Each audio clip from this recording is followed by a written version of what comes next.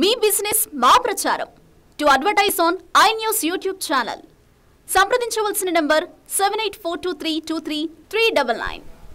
Parliament ఎన్నికల notification కి సమయం దగ్గర పడుతోంది.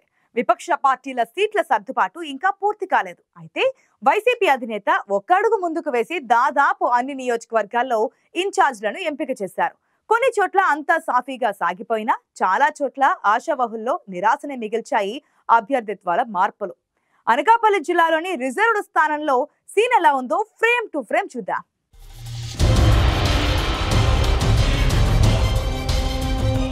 కొంచెం ఇష్టం ఎంతో కష్టం. వైసీపీ మార్పులో చేర్పులతో చాలా నియోజకవర్గాల్లో ఇదే పరిస్థితి. అలకలు బుజ్జగింపుల పర్వం నడుస్తోంది. కొన్ని చోట్ల ఉండేవారు ఉండండి, వెళ్లేవాళ్లు వెళ్లిపోండనే పరిస్థితులు ఉన్నాయి. రాజం ఎమ్మెల్యేగా ఉన్న కంబాల జోగులను పాయకరావుపేట నియోజకవర్గ ఇన్ఛార్జిగా నియమించారు వైసీపీ అధినేత. అధిష్టాన నిర్ణయంతో జోగులు నియోజకవర్గంలో తిరుగుతూ పార్టీ క్యాడర్కి దగ్గరయ్యే ప్రయత్నాల్లో ఉన్నారు. 4 మండలాల్లో ఆయన ఉత్సాహంగా తిరుగుతున్నారు. అయితే పాయకరావుపేట నియోజకవర్గంపై పట్టున్న చెంగల వెంకట్రావు కుమార్తె విజయలక్ష్మికి సీటు ప్రకటిస్తారని వైసీపీ శ్రేణులు భావించాయి. చెంగల కూతురు బరిలో ఉంటే టీడీపీ అభ్యర్థిగా ఉన్న తెలుగు మహిళా రాష్ట్ర అధ్యక్షురాలు వంగలపూడి అనితకు చుక్కలు కనిపిస్తాయని నియోజకవర్గంలో టాక్ నడిచింది.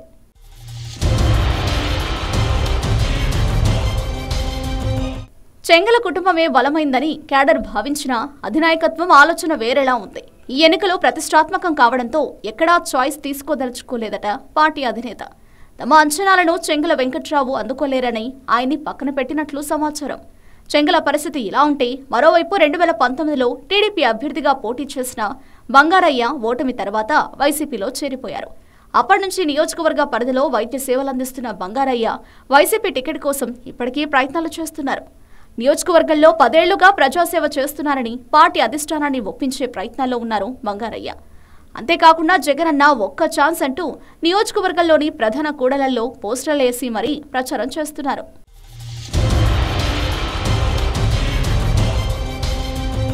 చెంగల బంగారయ్య పాయకరావుపేట టికెట్ కోసం ప్రయత్నాలు చేస్తున్న సమయంలోనే ఎస్సీ కార్పొరేషన్ చైర్మన్ గా ఉన్న అమ్మాజీ కూడా వైసీపీ టికెట్ ఆశించారు.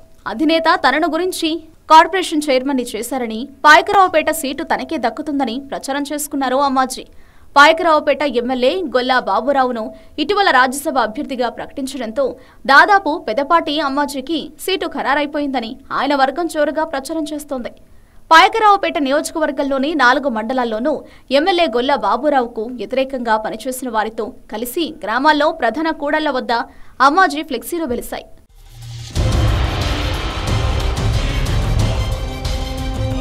పెదపాటి అమ్మాజీకి గొల్లా బాబురావు అనుచరులు దూరమయ్యారు. వారిలో కొందరు అటు అమ్మాజీని ఇటు కంబాల జోగులను కలుపుకొని పోతున్నారు.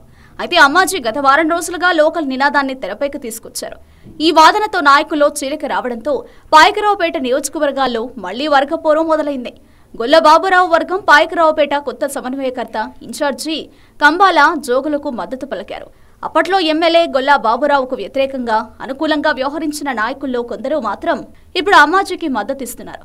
దీంతో పాయకరావుపేట నియోజకవర్గంలో వైసీపీలో వర్గపోరు తారాస్థాయికి చేరింది.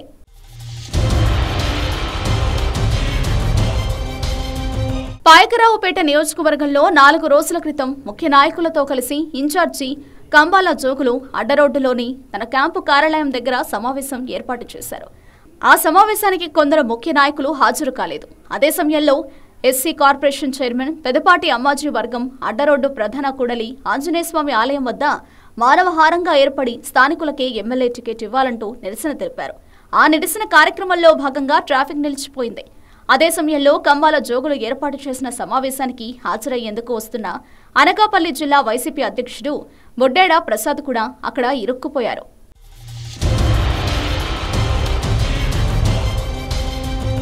లోకల్ నినాదంతో నాయకులను కార్యకర్తలను కలుపుకుని తిరుగుతున్నారు పెదపాటి అమ్మాజీ. స్థానికులకే టికెట్ కేటాయించాలని అసమ్మతి వర్గం నాయకులు కార్యకర్తలు పాయకరావుపేటలో మళ్లీ రోడ్డెక్కారు. అంబేద్కర్, వైఎస్ రాజశేఖర రెడ్డి విగ్రహాలకు పూలమాలలు వేసి నిరసన తెలియజేశారు. పాయకరావుపేట టికెట్ స్థానికులకే ఇవ్వాలంటూ పట్టణంలో ర్యాలీ నిర్వహించారు. రోడ్డెక్కి మరీ రచ్చ చేస్తున్న పాయకరావుపేట వైసీపీ పంచాయతీ చివరికి ఎంత దూరం వెళుతుందో చూడాలి.